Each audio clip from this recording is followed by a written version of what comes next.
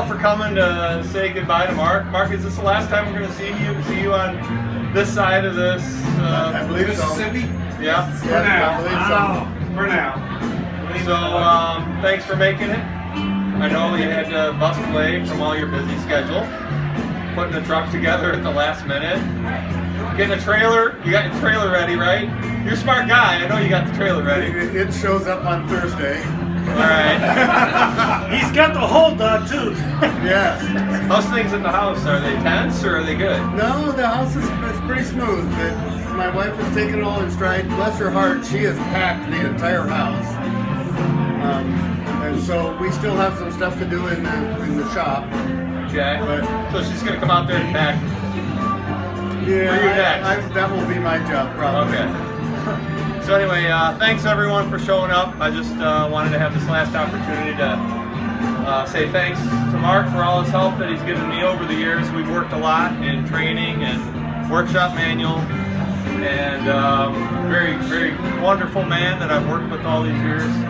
Of course, you know who did this. The glass is over there. Don't break it when you pack it. You get a replacement, I'm sure. But, beyond the party, there's everyone's taking up some donations. As soon as I get the last food order, I'll add to this. But this will help you get out of town. It's probably enough gas money to get you to the other side of the Mississippi, where you won't call us for help if you have trouble with that trailer. So thank you very much, Mark. It's been wonderful.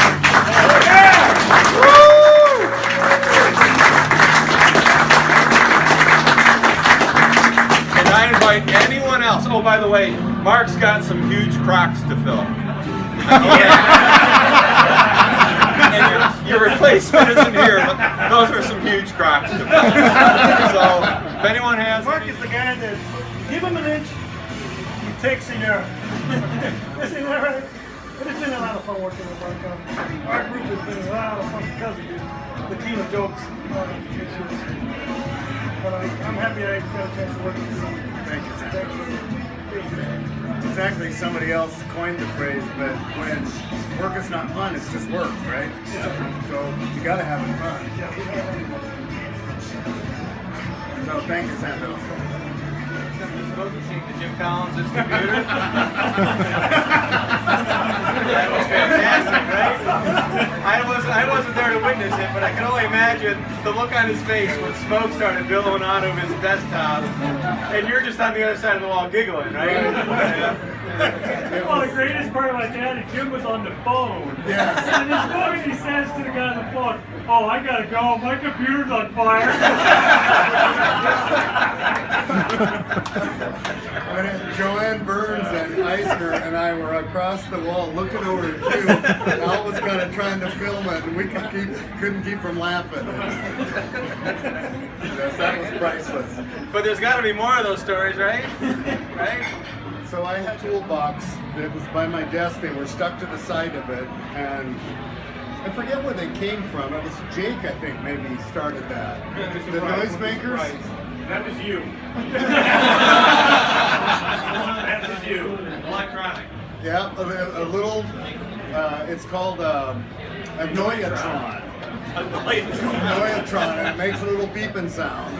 Every so often. Yeah, like every 6 seconds or something. And so we went, you guys did it to me because it was on my desk and Ryan Smith kept saying, "Don't you hear that?"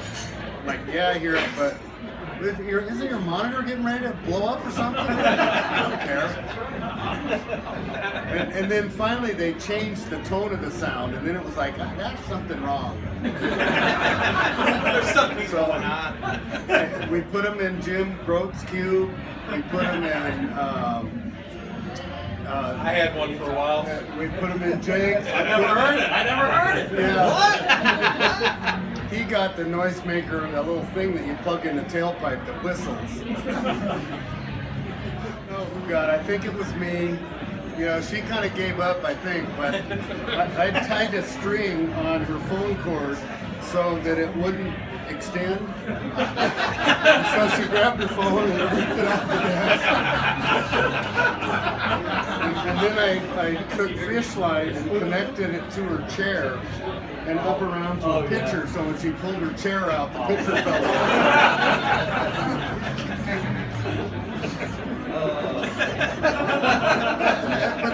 But this stuff just comes out. It's not me, right? Your poor wife. Yeah. Had to put up with. You know, I was telling somebody earlier, she has no sense of humor. And She must have a little bit of I don't know how, maybe that's how it works, right? But I would have to, I can't go home and tell her some of the stuff we do because she would say, I have to answer emails. I got to go to business meetings. And you guys are screwing around with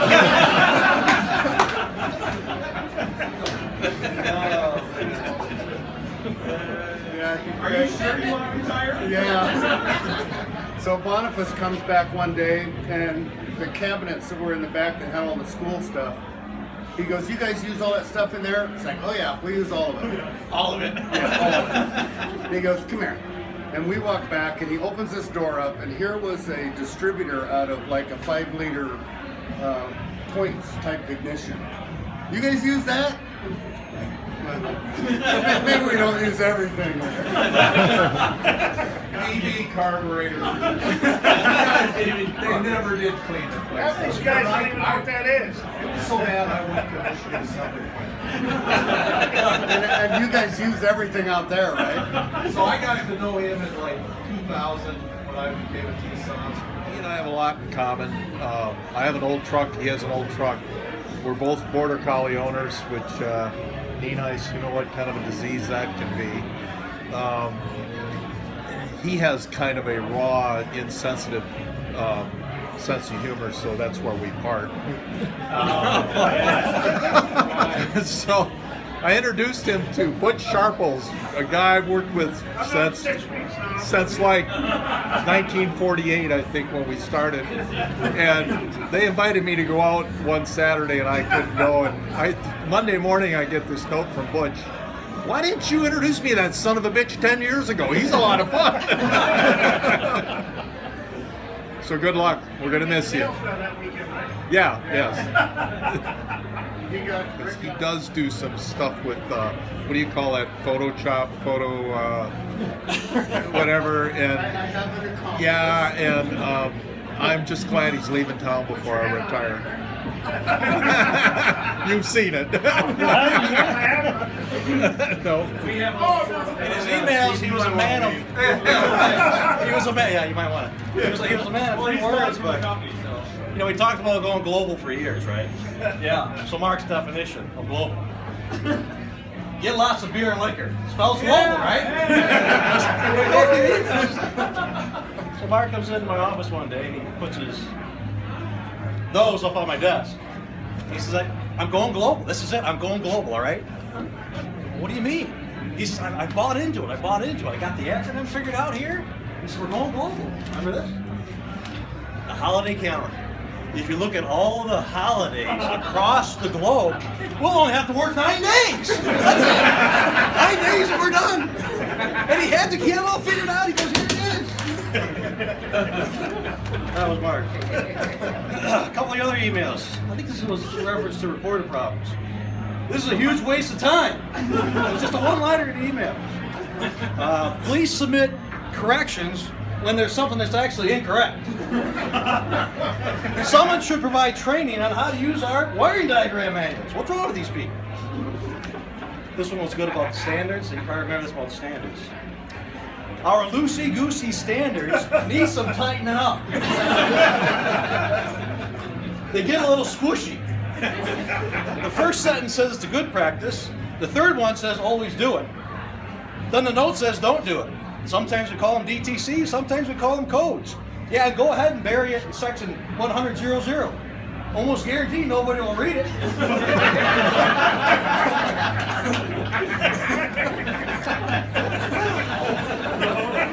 Just directly from your emails, Mark. Well, I hate to say it, but I see your lips moving, but I'm hearing Mark's voice. Yeah, I think another one here. What was it? We were having a meeting one time, and he said, everyone's bring joy to the office, sometimes when they enter and sometimes when they leave. I don't know what your problem is, but I bet you it's hard to pronounce.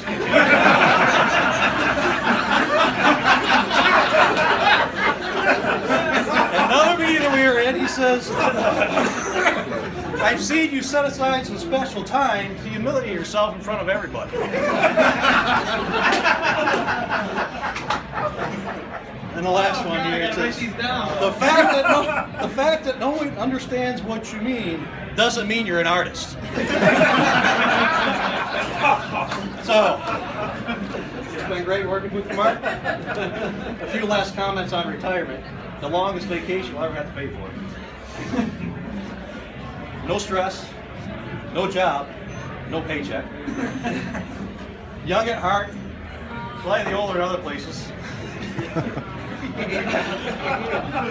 And now your emails are probably going to read. Now his response, did you guys send him an email recently? Yes.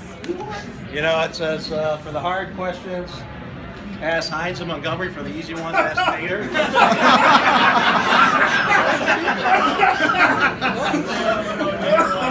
So now it's going to read probably, I don't want to, I don't have to, you can't make me, I'm retired.